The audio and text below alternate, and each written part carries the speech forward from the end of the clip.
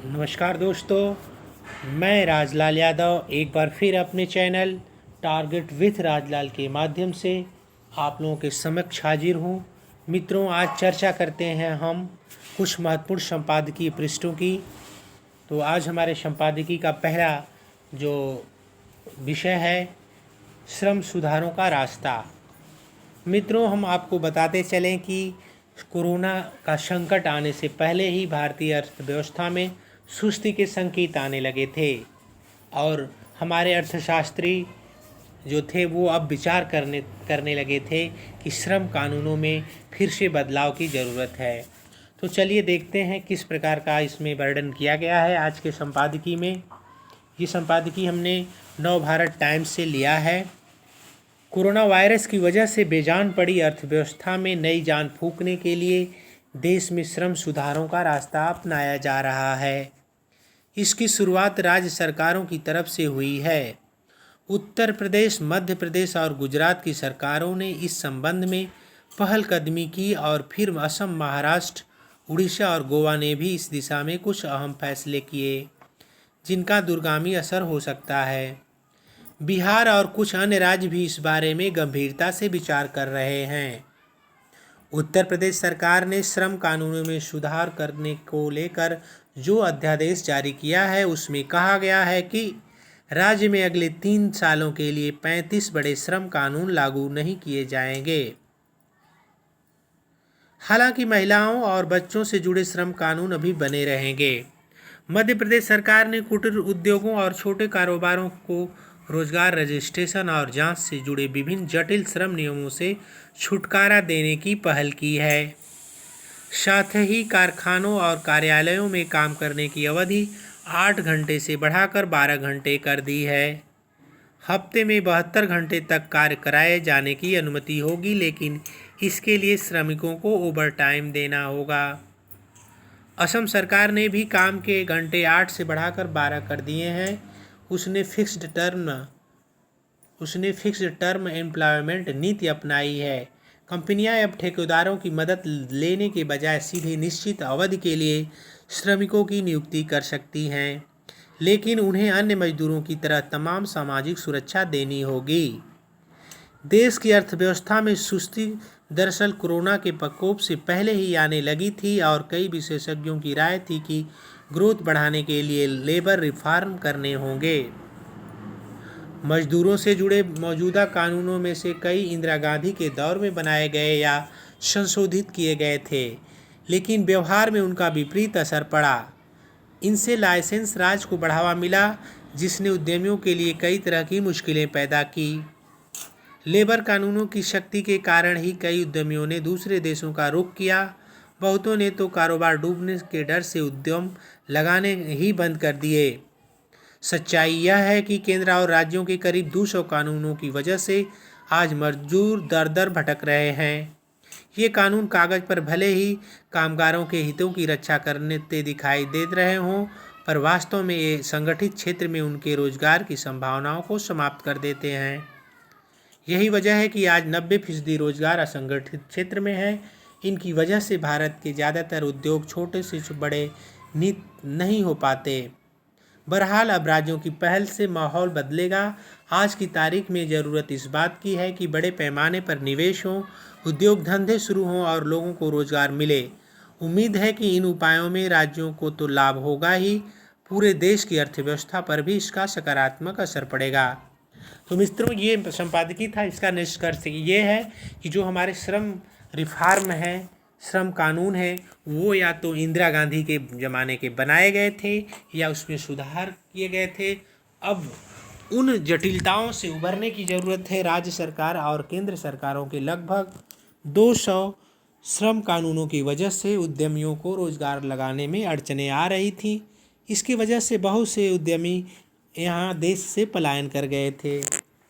तो निश्चित रूप से जो हमारे श्रम कानूनों में बदलाव किया गया है उसको सकारात्मक दृष्टिकोण से देखना चाहिए, क्योंकि हमारी अर्थव्यवस्था में गति लाने की ज़रूरत है।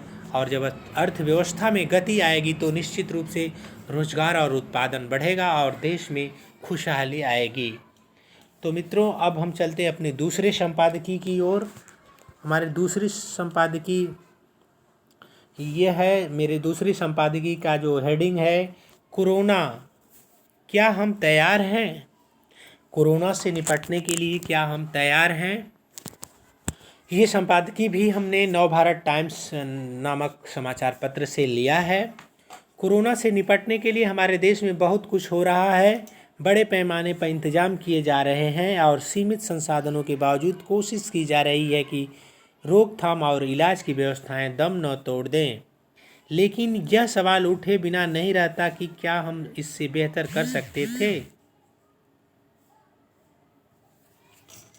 क्या कुछ तैयारियां ऐसी थीं जो हम कर सकते थे लेकिन हमने नहीं किया?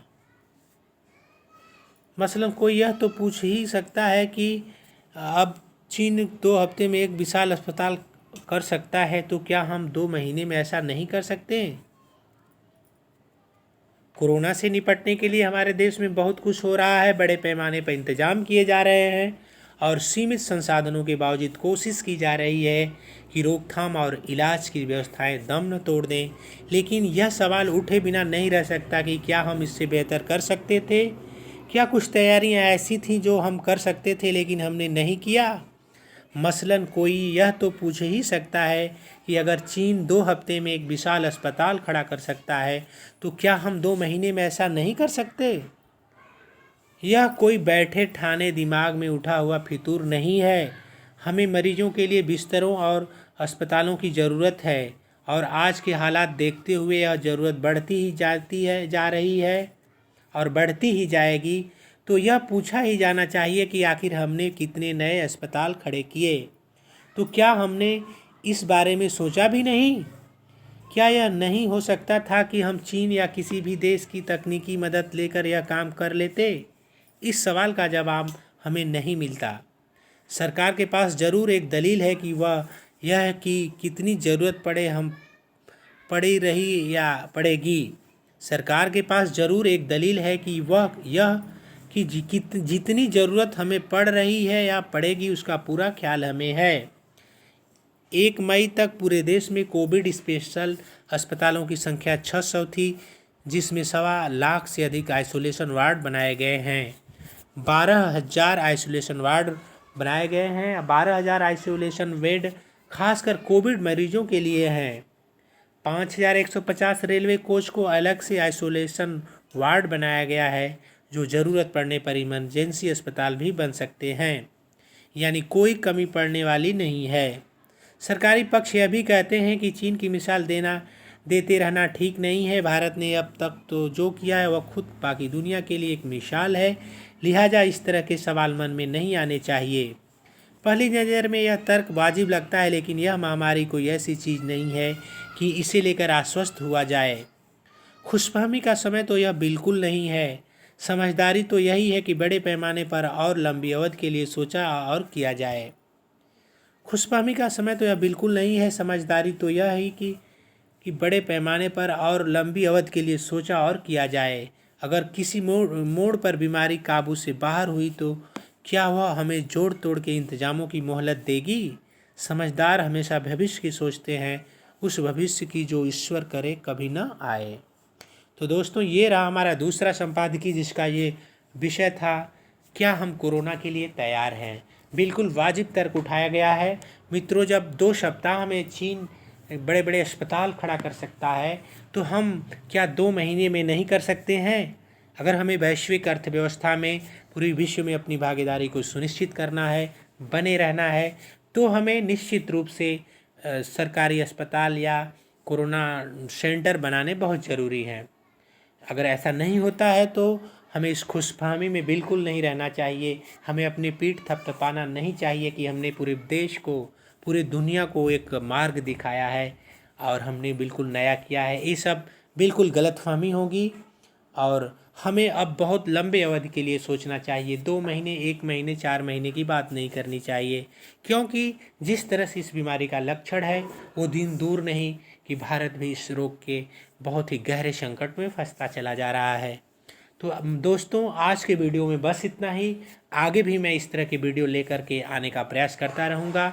जो लोग हमारे चैनल पर नए हों वो लोग हमारे चैनल को सब्सक्राइब कर दें, लाइक करना बिल्कुल ना भूलें। नमस्कार।